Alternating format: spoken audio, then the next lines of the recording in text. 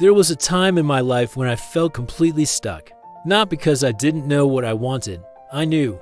I wanted to improve my body. I wanted to grow my mind. I wanted to finally do the things I've been putting off for years. But every single day, I'd wake up with good intentions and end the day with excuses. Go to the gym tomorrow. Read that book, maybe later. Start that business plan, still not ready.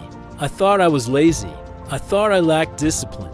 But then, I made a discovery that changed everything for me, and it had nothing to do with motivation or willpower. The truth is, we are not controlled by laziness. We are controlled by invisible forces within our own minds' habits, beliefs, emotional patterns that operate like software we didn't even know was running. Our minds, if left unchecked, become our biggest enemies. And the worst part? They're clever. They don't scream, they whisper. They say things like you've worked hard already, or just one more of rest won't hurt. But they hurt a lot more than we think. Not immediately. Over time. Slowly. Silently. That's how comfort traps us. One of the key shifts in my life happened when I stopped trying to push through the resistance, and instead started studying it. I became obsessed with understanding the mechanics of mental resistance. And what I found was that our brain, biologically speaking, is not optimized for growth, it's optimized for survival. It doesn't want you to thrive. It wants you to stay safe, predictable, familiar. Growth, by nature, is uncomfortable, and discomfort is interpreted as danger by an ancient part of your mind that doesn't know. You're trying to improve your life that thinks you're in trouble. The first thing I had to understand was this: resistance is not a sign that something is wrong with me.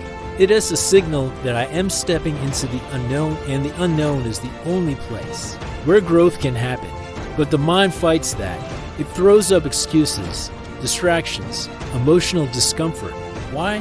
Because stepping outside of what we know threatens the image we've built of who we are. In that image, our ego will do anything to protect itself. Let me give you an example. I met a guy, let's call him Ray. He's a talented craftsman, someone who's always been good with his hands. He built furniture from scratch, fixed electronics, you name it. But when he tried to learn digital design, he quit after just 2 weeks. Not because he wasn't capable, but because he wasn't immediately good at it. And in that failure, his ego whispered, maybe this just isn't for you. So he backed off. Not because he couldn't do it, but because failing threatened his identity as someone who figures things out quickly.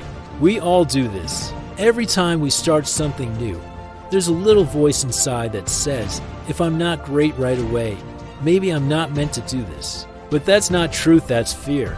And fear, left unchallenged, becomes belief. That belief turns into a habit, and that habit becomes who we think we are. But here's what changed for me. I stopped focusing on being good at things and started focusing on showing up. Not being impressive, not being perfect, just showing up. When I didn't want to train, I told myself, just do the warm-up. When I didn't feel like writing, I told myself, just write one paragraph. 9 times out of 10, I did a lot more than that. But the trick was not trying to conquer the mountain, it was just putting my shoes on. Our mind, again, isn't evil, it's just scared. So if you give it a small, safe action, it doesn't panic. It doesn't fight. It says, okay, we can do that. And from there, momentum takes over. It's like lighting a match instead of waiting for the sun. Once I realized that momentum starts with micro actions, everything began to shift.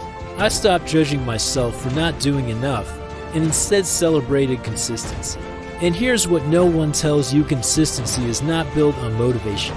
It's built on removing resistance. That means making the path as easy and frictionless as possible. Want to meditate daily? Don't aim for 20 minutes. Just sit on the floor and close your eyes for 2. Want to start eating better? Don't cut out everything at once. Just eat a clean breakfast. These micro wins rewire the brain. They signal, this is who I am now. And eventually, the identity catches up with the action. There's a well-known idea in behavior psychology. We become what we repeatedly do. But we often forget that what we repeatedly think matters just as much. If your self-talk is filled with I'm not ready, I always quit, I'm just not disciplined, that becomes your emotional reality even if it's not objectively true. So I began changing my inner dialogue. I stopped calling myself lazy. I started saying, I'm someone who does hard things even when I don't feel like it. And something strange happened. My actions began to match my identity.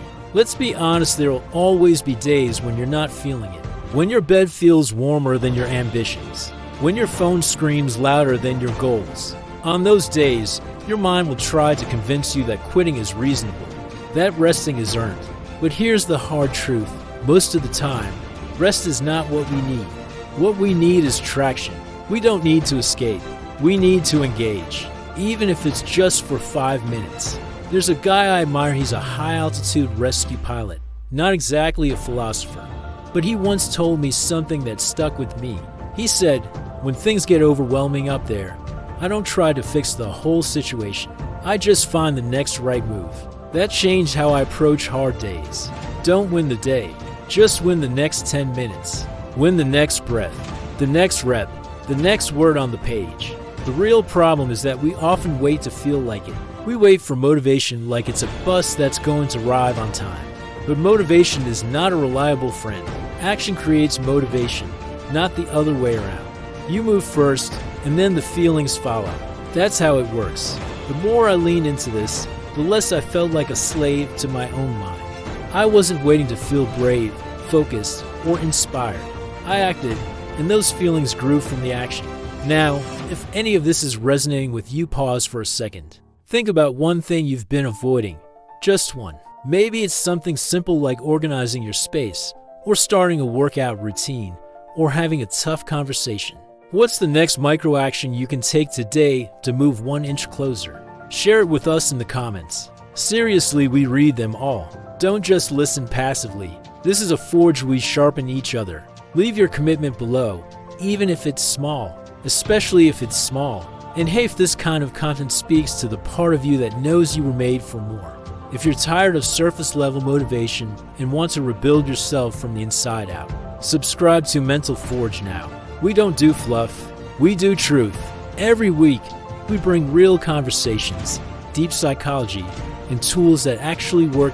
No hype, just transformation. I've said it before, but it's worth repeating. The most powerful thing you can do isn't to wait for the perfect moment. It's to move, especially when it's uncomfortable. Every time you take action in spite of resistance, you're rewriting your internal narrative. You're telling your mind, I am not my thoughts. I am what I choose to do with them. And slowly, almost imperceptibly at first, you begin to evolve. Not just in how you act, but in who you believe yourself to be. But there's something else that matters a lot, and that's how you talk to yourself when you fall short. Because you will have setbacks. There will be days when you break your streak, when you skip the habit, when you fall back into an old pattern. In those moments, your mind will try to shame you. It'll say things like, see, you're not serious. You're never going to change. That voice doesn't deserve the mic. Not anymore. Instead, you respond with compassion and conviction. You say, okay, I slipped, but I'm not starting over, I'm continuing. I've already walked part of the path. Now I keep going, and you will. Because change isn't a straight line, it's a spiral. You revisit the same battles, but each time with more wisdom, more strength, more awareness. I want you to think of your mind like a forge, a place where raw metal is transformed under heat and pressure. That's what we do here. We take doubt, fear, laziness, and we reshape them into courage, focus, and discipline. Not overnight, not by pretending the struggle doesn't exist, but by embracing the process. By choosing to show up again and again, especially when it's hardest. And if no one's told you this lately, you're doing better than you think. Most people don't even try. Most people run from discomfort. But you're still here. You're learning, reflecting, sharpening your edge. That alone puts you in a different category. You're not broken. You're becoming. Stay in the fire. So here's what I want from you, something real. Drop a comment and tell me, what's one mental barrier you've faced recently? What is something your own mind has tried to convince you to avoid, and how did you deal with it? Or how do you want to deal with it next time? Share your story. Your voice matters here. This isn't just to channel it as a movement of people rebuilding themselves from the inside out. And before you go, if this message hits something deep inside you, don't just leave it here. Take a second to subscribe, but more than that, stay with us. Come back for the next one. We're building something real. A place where discomfort doesn't mean danger, it means growth. A place where you're not judged by your past, but empowered by your potential. Let's grow together.